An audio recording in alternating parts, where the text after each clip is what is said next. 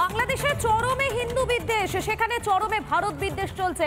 আর এরই মাঝে আমরা যেমনটা দেখতে পাচ্ছি সেখানে যুদ্ধের মোহরা, আর সেই যুদ্ধের মোহরায় হাজির হলেন স্বয়ং মোহাম্মদ ইউনূস। আর স্বয়ং মোহাম্মদ ইউনূস যখন সেখানে হাজির হলেন ঠিক তখনই তিনি যুদ্ধের হুঙ্কার দিচ্ছেন। কিন্তু প্রশ্ন হচ্ছে, বাংলাদেশ কি আদৌ নিজের শক্তি সম্পর্কে ওয়াকিবহাল? প্রস্তুতি নেই। যুদ্ধক্ষেত্রে একই ব্যাপার, প্রস্তুতি বারে বারে করতে হয়, পারফেকশন, সার্বক্ষণিক প্রচেষ্টা চলতে থাকবে।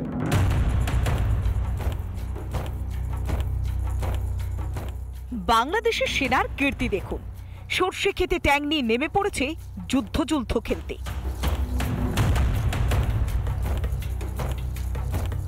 ইউনূসের সামনে বাংলাদেশের সেনার জওয়ানদের সে কি লম্ফঝম্প। পদাতিক বাহিনীর মার্চ, আকাশে হেলিকপ্টারের ঘোরাঘুরি, সব মিলে এলাহি ব্যাপার। বাংলাদেশের সেনাবাহিনীর মহড়া দেখতে এসেছিলেন প্রধান উপদেষ্টা মোহাম্মদ ইউনূসও। সব দেখে এক পা এগিয়ে যুদ্ধের জন্য প্রস্তুত থাকতে নির্দেশ শান্তিতে নোবেল পাওয়া ইউনূসের। ব্যাটল কিভাবে তারা লড়াই করেছে, কিভাবে জিতেছে, শত্রুর কাছ থেকে বিজয় ছিনিয়ে এনেছে, সবকিছুর প্রস্তুতি এভাবেই হয়। এই প্রস্তুতির মধ্যে যেটা বারে বারে আসবে সেটা হলো যে পারফেকশন। এটা সব জিনিসে, সেটা শুধু যুদ্ধের ব্যাপারে নয়, জীবনের সবকিছুতেই খাটে। এদিকে মুক্তিযুদ্ধে ভারতের অবদান ভোলাতে একটার পর একটা হাস্যকর মন্তব্য করে যাচ্ছে ইউনূসপন্থীরা। আমাদের এই তরুণ প্রজন্মকে বোঝাতে হবে যে শুধুমাত্র বাংলাদেশের মানুষের জন্য নয়, নিজের সেভেন সিস্টার্সকে সেভ করার জন্য কিভাবে ভারত এই মুক্তিযুদ্ধে অংশগ্রহণ করেছে। বাংলাদেশের স্বাধীনতা মুক্তিযুদ্ধে ভারত সহায়তা করেনি, সহায়তার নামে বাংলাদেশ দখল করেছিল। মুক্তিযুদ্ধের পর থেকে একটাও সত্যিকারের যুদ্ধ লড়তে হয়নি বাংলাদেশকে, কারণ ভারতের মতো আদর্শ প্রতিবেশীকে পেয়েছে বাংলাদেশ। তাই যুদ্ধক্ষেত্র কি তা বাংলাদেশের সেনাবাহিনী আদেও জানে কিনা সন্দেহ। অন্যদিকে পাকিস্তান চীনের সঙ্গে একাধিক যুদ্ধ করতে হয়েছে ভারতকে। যুদ্ধের বাস্তব অভিজ্ঞতা ভারতীয় সেনার অনেক অনেক গুণ বেশি। পাকিস্তানের কোলে বসে ইউনূস যদি ভারতের কথা ভেবে যুদ্ধের হুঙ্কার দিয়ে থাকে তাহলে তার বোঝা উচিত ওই দু চারটি বাংলাদেশি পটকায় ভারতের গায়ে একটাও আঁচড় পড়বে না। রিপাবলিক বাংলা। বাংলাদেশে মৌলবাদীদের এবারে নয়া ফতোয়া, সেখানে হোটেলগুলিতে থাকবে মৌলবাদীদের পছন্দের খাবার। এমনকি হোটেলগুলিতে যেখানে লেখা রয়েছে নো বিফ, সেই লেখা গুড়িয়ে ফেলার হুমকি। আর এসব দেখেও কার্যত চুপ মোহাম্মদ ইউনূস। গরুর হোটেলে গরুর গোশত রাখতে চায় না, হোটেলগুলোতে গরুর গোশত রাখতে চায় না। তারা আসলে কি বোঝাতে চায়?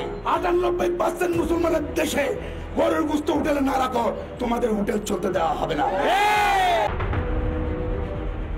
শুনলেন তো কি বলছে বাংলাদেশের মৌলবাদীরা? হিন্দুদের নিশ্চিহ্ন করতে কোনো রকমের প্রচেষ্টাই বাকি রাখছে না ওপার বাংলার জামাতি মৌলবাদীরা। আমরা মুসলমান, আমার দেশে সব হোটেলে গরুর গোশত রাখা বাধ্যতামূলক।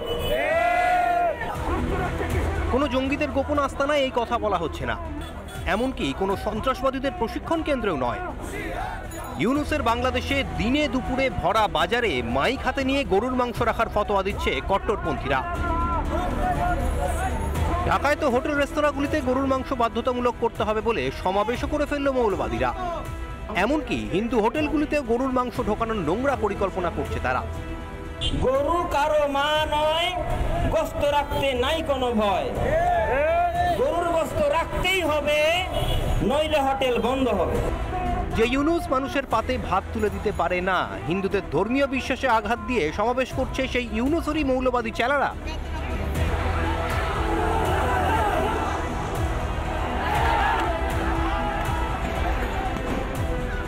কোটা সংস্কার নয়, আসলে বাংলাদেশে গণ অভ্যুত্থান ঘটনা হয়েছিল মৌলবাদ ও হিন্দু বিদ্বেষী আদর্শের উপর ভিত্তি করেই।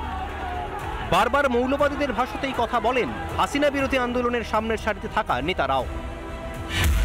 বাংলাদেশে একটা ট্রেন্ড শুরু হয়েছে যে গরুর মাংস রান্না না করা, এটা অনেক হোটেলই রাখে না। তো আমি যেই হোটেলে গরুর মাংস রাখে না, আমি সেই হোটেলে ভাত খাই না। এত মানে চুলকানি কেন?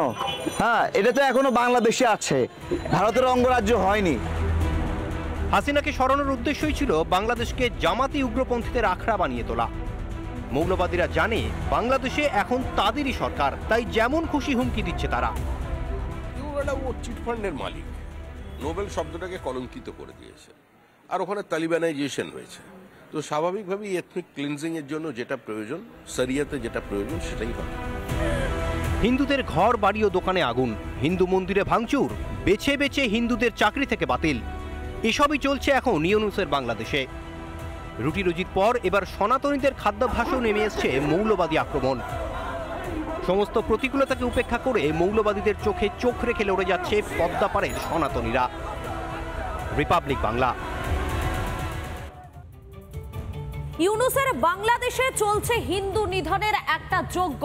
বিনা দোষে বিনা বিচারে এখনো পর্যন্ত জেলবন্দি চিন্ময় কৃষ্ণপ্রভু, আর অপরদিকে কখনো কলকাতা দখলের দিবা স্বপ্ন, তো কখনো আবার 7 সিস্টার্স দখলের দিবা স্বপ্ন দেখছে ইউনূসপন্থীরা। আর এরই মাঝে গর্জে উঠল এপার বাংলার যারা সন্ন্যাসীরা রয়েছেন, তারা হুঙ্কার দিলেন তারাও। দেখুন একবার। নাগা সন্ন্যাসীদের তরফ থেকে বার্তা এসে পৌঁছেছে, হুঙ্কার এসে পৌঁছেছে যে 1 ঘন্টা দিলে বাংলাদেশকে তারা কবজায় এনে দেখাবেন, বাংলাদেশ থেকে তারা দখল করে নেবেন। আর তারই সমর্থনে কথা বলছেন এই বাবুঘাটে যারা এসছেন সন্ন্যাসী বা সন্ন্যাসিনীরা। সামনেই মকর সংক্রান্তি, বাবুঘাটের সরকারি ক্যাম্পে ভিড় সন্ন্যাসীদের। সেখানে দাঁড়িয়ে মোহাম্মদ ইউনূসের অত্যাচারের বিরুদ্ধে সুর চড়ালেন সন্ন্যাসীরা।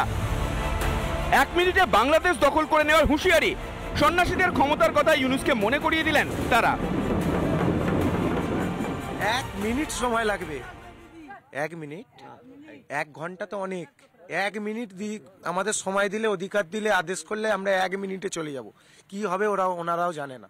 নাগা সন্ন্যাসীর হাতে সেই সুপ্রিম পাওয়ারটা উপরে মহল থেকে এসছে। শুধু এখানেই শেষ নয়, বাংলাদেশে হিন্দুদের ওপর অত্যাচার নিয়ে সরব সন্ন্যাসীরা। সব সনাতনীদের এককাট্টা হওয়ার ডাক। দেশ ও ধর্মকে রক্ষা করতে প্রাণ দিতেও পিছপা হবেন না সন্ন্যাসীরা।